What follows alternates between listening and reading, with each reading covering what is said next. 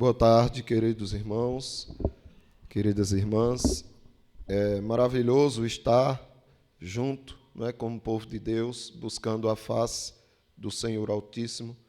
Se todos os crentes percebessem o valor e a importância desse momento, se esforçariam o máximo para nunca perderem um momento de adoração, de ajuntamento solene diante do nosso Deus. Nós estamos vendo o que o livro de Isaías tem a nos dizer, o que o Senhor Deus tem a falar conosco. Vamos abrir no livro de Isaías, capítulo 30. Faremos uma leitura do versículo 27 ao 33 de início. Vamos ler o 27 e o 28. Isaías, capítulo 30, a partir do versículo 27. Nós já presenciamos muitos fatos históricos. A humanidade já passou por grandes controvérsias, grandes desafios, coisas boas e coisas ruins. A história está recheada de grandes eventos. Porém,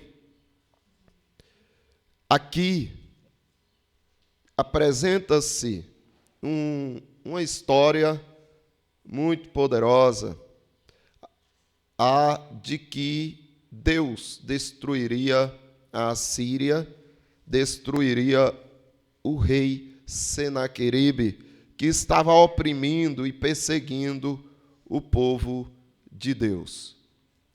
O rei Senaqueribe também pode ser visto aqui como um símbolo de perversidade de um governo mundial. A destruição da Assíria representa também a destruição das nações e dos povos que rejeitam ao Senhor, que não seguem a palavra do nosso Deus. Observe o que diz o versículo 27 e 28. Vai mostrar a destruidora ira de Deus. Quando diz: eis o nome do Senhor vem de longe, ardendo na sua ira, no meio de espessas nuvens. Os seus lábios estão cheios da indignação, e a sua língua é como fogo devorador. A sua respiração é como a torrente que transborda e chega até ao pescoço, para peneirar as nações com peneira de destruição. Um freio de fazer errar estará nos queixos dos povos. Então aqui Deus se levantou contra a Síria, que estava oprimindo a Israel, a Judá. Porém, o Senhor está dizendo que será um fogo destruidor sobre todas as nações. Todos aqueles que fazem o mal, todos aqueles que estão de fora do povo escolhido do Senhor, eles serão destruídos. Aqui fala do Império Assírio, mas não apenas do tempo de Senaqueribe, mas também após ele, até a destruição de Nínive, em 612 a.C. A palavra povos é uma referência justamente a todas as nações que não são israelitas. Deus está dizendo que vai botar cabresto nos seus queixos, um freio para fazer errar estará nos queixos dos povos. Ou seja, Deus está dizendo que as nações, todos aqueles que não pertencem a Ele, não estão fora do plano dEle. Ele tem esses povos no controle. Estes povos são como cavalos no cabresto, onde Deus os guia à maneira que quer. E Deus faria com que eles errassem, fossem desencaminhados. Semelhante ao que aconteceu na Torre de Babel. quando muitos se reuniram para se exaltar diante de Deus, e Deus fez com que as línguas fossem trocadas, e o que sobrou foi confusão. E como eles não se entendiam, cada um foi para um lado. Em Provérbios capítulo 21, o versículo 1 diz: como ribeiros de água, assim é o coração do rei nas mãos do Senhor. Este para onde quer o inclina. Então o Senhor inclina o coração do rei para onde ele quer. Ele tem todo o poder sobre todas as nações e fará como lhe aprouve. Agora, não só os perversos, mas também os que apoiam, os que permitem, os que se omitem, que ignoram o mal. Estes estão inclusos também juntamente com o próprio perverso. Serão destruídos todos aqueles que não estão do lado da verdade, do lado do bem. Por isso que Jesus Cristo disse que quem comigo não ajunta, espalha.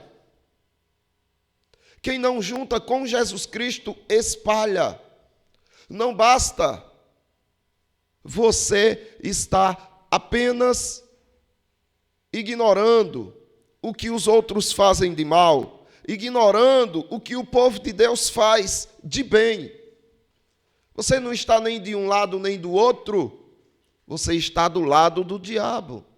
Você está do lado da perversidade.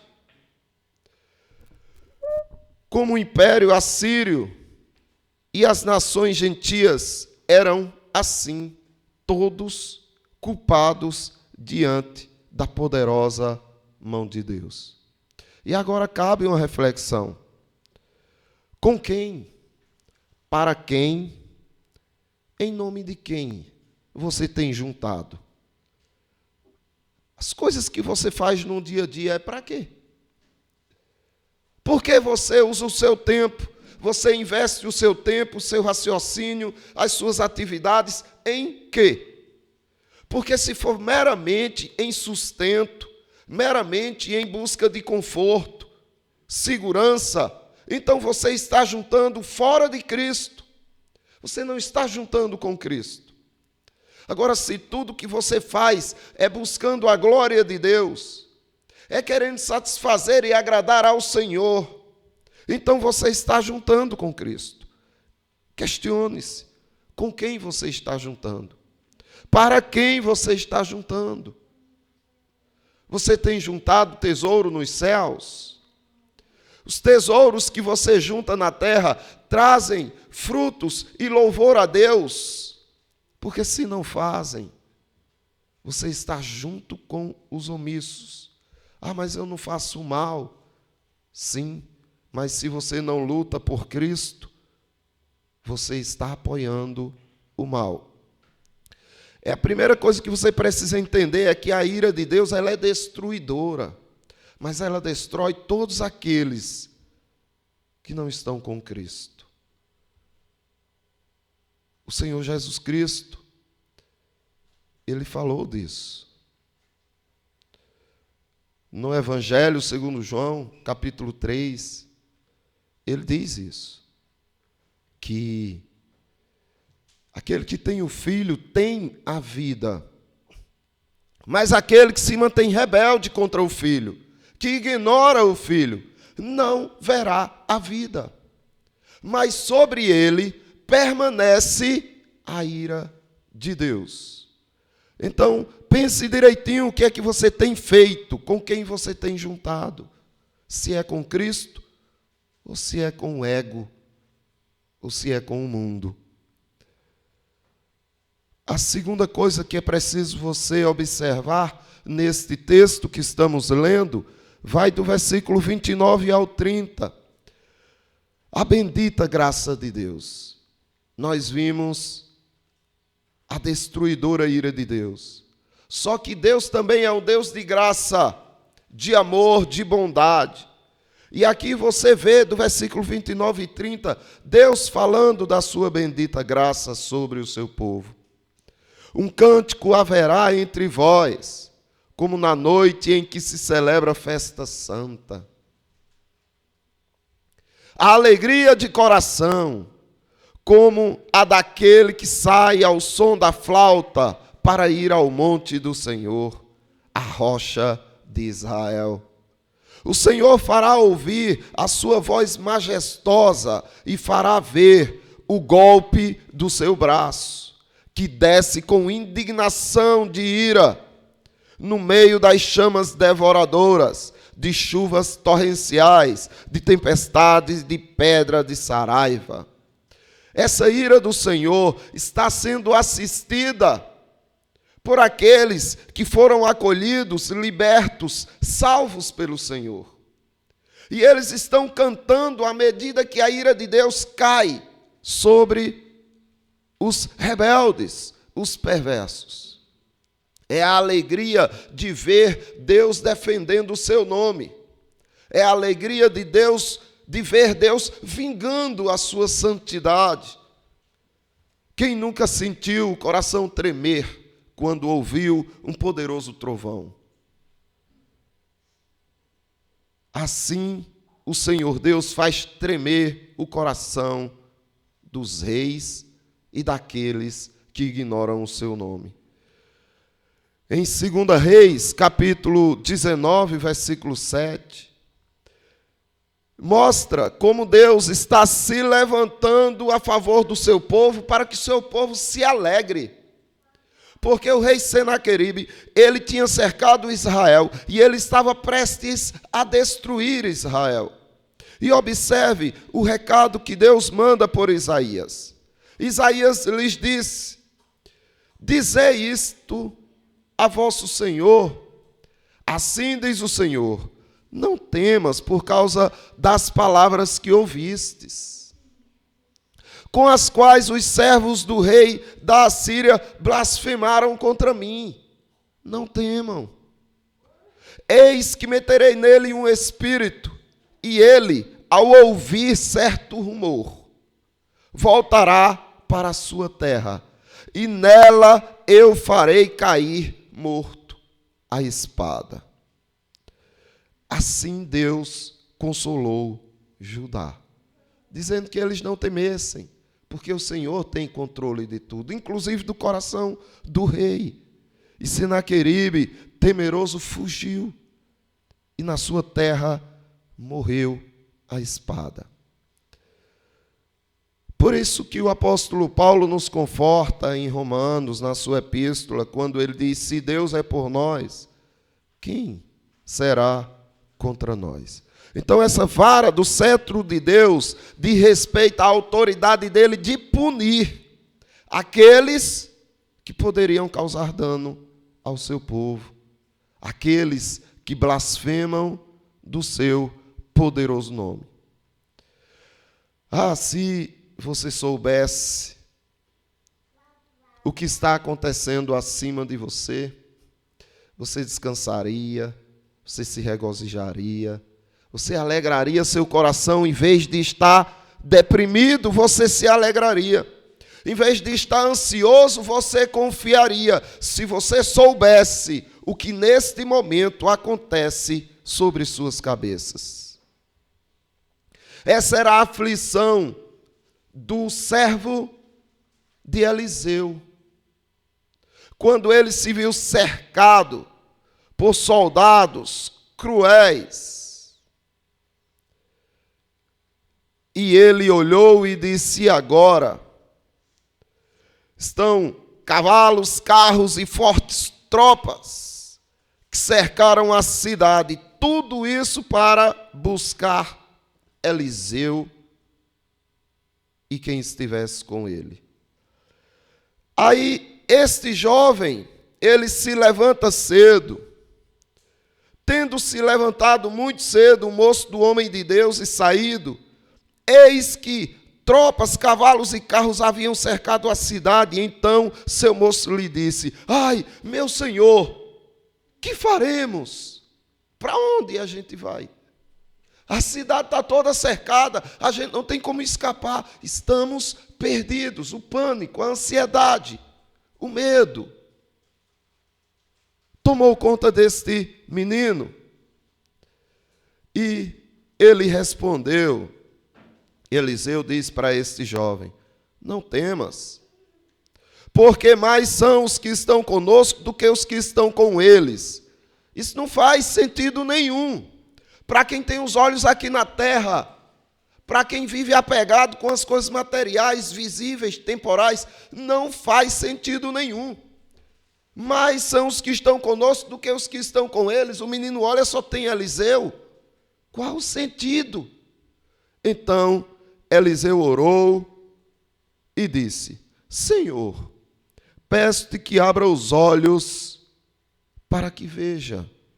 O Senhor abriu os olhos do moço e ele viu que o monte estava cheio de cavalos e de carros de fogo ao redor de Eliseu. Quem dera que o povo de Deus entendessem o que está sobre suas cabeças, o quão são protegidos, guardados, amados, descansariam seus corações. Acho que cabe uma oração dessa nos nossos dias. Senhor, abre os olhos desse povo ansioso, abre os olhos desse povo deprimido. Senhor, eles têm tudo para serem felizes e seguros, mas vivem ansiosos, angustiados. Qual o relacionamento que você tem com Deus? Você confia no Senhor? Confia a ponto de descansar nas horas difíceis? Se não, peça ao Senhor: Senhor, abre meus olhos para que eu deixe de ser tão ignorante, para que eu possa dizer, como disse Asaf, eu estava embrutecido, era um irracional a tua presença, porque eu sei que tu me seguras pela minha mão direita e depois me recebes na glória. Então, meus irmãos, a terceira coisa que você precisa entender é que a ira de Deus é eterna. A eterna ira de Deus. A ira de Deus é destruidora, mas a graça dele é bendita. Porém, a sua ira é eterna. Observe o que diz o versículo 31 ao 33 de Isaías 30. Porque com a voz do Senhor será apavorada a Síria, quando ele a fere com a vara. Cada pancada castigadora com a vara que o Senhor lhe der será ao som de tamboris e harpas, e combaterá vibrando golpes contra eles, porque há muito está preparada a fogueira, preparada para o rei. A pira é profunda e larga, com fogo e lenha em abundância. O sopro do Senhor, como torrente de enxofre, acenderá. Aqui está. Os povos covardes e assassinos, eles eram cruéis, e o Senhor Deus está dizendo que ao som de tamboris e harpas, ele combateria aquele povo que oprimia Judá. Uma fogueira que seria acesa por Deus. Tem muita gente que diz por aí que o diabo criou o inferno, o diabo é quem manda no inferno. Quem criou o inferno foi Deus. E quem mantém as chamas do inferno acesas é o próprio Deus, é o sopro de Deus que mantém as chamas do inferno acesas. O Senhor preparou, diz ele, para o rei da Assíria um lago de fogo. Da mesma forma que ele preparou para o diabo e seus anjos. E agora os homens, porque inventaram de se rebelar contra Deus, também irão para lá. O vale de Inom, é a isso que está se referindo o texto de Isaías. Lá estava preparada uma fogueira, era neste vale que se queimavam os cadáveres dos criminosos. Josias, por exemplo, queimou os ossos dos idólatras sacerdotes no tempo de Jeroboão, neste vale de Inom. Ali também eram feitos sacrifícios que eram oferecidos ao deus Moloque. Esse deus Moloque era um deus de lata, onde se mantinha fogo sobre eles. E no seu ventre tinham chamas, aonde eram oferecidas as criancinhas lançadas dentro do ventre desse deus de metal. E para que eles não ouvissem o choro dos bebezinhos, das crianças, eles tocavam tambores, para que abafassem o som irritante de tanta criança atormentada chorando. O que Deus está dizendo é que vai fazer com eles da mesma forma. Enquanto eles são queimados e destruídos, sons de harpas e tamboris estariam tocando. Louvores enquanto a Assíria era destruída pela justiça de Deus. Da mesma forma que será no último dia. Enquanto Deus estiver lançando a besta, o falso profeta, o anticristo, o diabo e seus anjos e todos os ímpios no inferno, vocês estarão louvando e engrandecendo o Altíssimo no céu. Apocalipse 19, do versículo 1, diz: depois destas coisas ouvi no céu uma como que grande voz de numerosa multidão, dizendo: aleluia, a salvação e a glória e o poder são do nosso Deus, porquanto verdadeiros e justos são os seus juízos. Pois julgou a grande meretriz que corrompia a terra com a sua prostituição, e das mãos dela vingou o sangue dos seus servos. Segunda vez disseram: aleluia, e a sua fumaça sobe pelos séculos dos séculos. No versículo 7 diz: alegremo-nos, exultemos e demos glória, porque são chegadas as bodas do Cordeiro, cuja esposa a si mesma já se ataviou. Aqui está o cuidado do Deus Altíssimo pelo seu povo amado. Você já agradeceu a Deus hoje pela sua salvação? Talvez nem se pense hoje em dia, nem se medite, nem se reflita no tamanho do livramento que Cristo na cruz fez por você. Por quê? Porque você parece que nem sabe do que você escapou, do que você foi liberto. Os ímpios, eles se arrependerão, viu? Todos aqueles que hoje têm o coração endurecido e que ignoram a ira de Deus e o seu amor, eles se arrependerão no inferno, em lamentos, quando não houver mais chance para eles. Igual o rico da história que Cristo contou de Lázaro e do rico. Pai Abraão, peço-te, tem compaixão de mim. Não tem como ter mais. Acabou para eles. Só se saberá o tamanho da sua salvação quando você vê dos céus o tamanho da condenação daqueles que não têm Cristo. Então agradeça ao Senhor, agradeça ao Cordeiro que foi morto e ressuscitou, porque hoje você não tem mais condenação sobre si.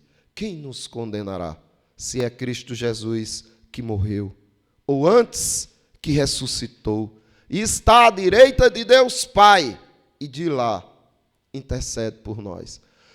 Ah, se pudessem ser abertos os vossos olhos, quão gratos o povo de Deus seria e quão confortados nele estariam. Meus irmãos, quero só lembrar que na história da humanidade já se presenciou muitas coisas, mas tantas outras ainda serão presenciadas e que estão registradas, ainda acontecerão, ainda farão parte da história, porém já são garantidas como história, porque está nas Escrituras: a destruidora ira de Deus a bendita graça do Senhor e a eterna ira do Senhor. Que Deus abençoe aos irmãos e que a graça de Deus esteja com todos vós, agora e sempre.